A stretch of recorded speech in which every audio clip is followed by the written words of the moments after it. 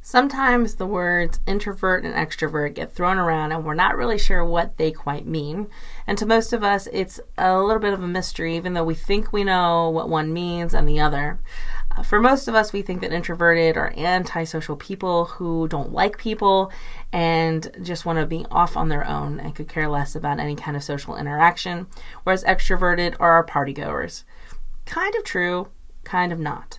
If you had to take a guess if I am an introvert or an extrovert, I'm sure those that know me, several people say you're a combination of both. And yes, we're a hybrid. We're extremes in both case scenarios, even in personalities, and are always kind of abnormal and not out there. We're a little bit of both of everything, but predominantly I'm introverted.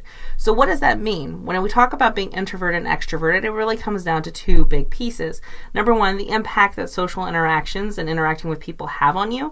And number two, how do I have to recharge so I can fill my cup back up so that I can have those social interactions again, or be me and feel rejuvenated and be able to function.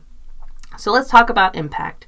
Introverts, when they are interacting with individuals and people, it is a drain. So no matter how much they enjoy it, because I enjoy interacting with people, it slowly is pulling my energy every time that I'm at a party, I'm having a meeting, I'm doing lunch, networking functions. And so as an introvert, I have to be very mindful if I were to take my day and schedule things back to back, because that could be it would be extremely draining for me. An extrovert actually feeds off of it, so they actually get more energy from that social interaction. So having a whole day filled with meetings could make them feel great. So going then to, naturally, what is the recharge and what does that look like? For an introvert, they actually have to be in isolation and solitude. They have to have time for themselves.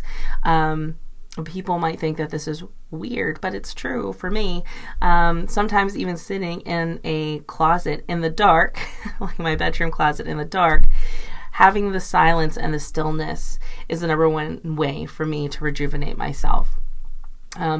Extroverts, on the opposite end, can rejuvenate themselves in large groups of people. So they can go to, like, say, an amusement park or the beach and hanging out with a bunch of people, sitting around, having a glass of wine, drinking a couple beers can be rejuvenating to them.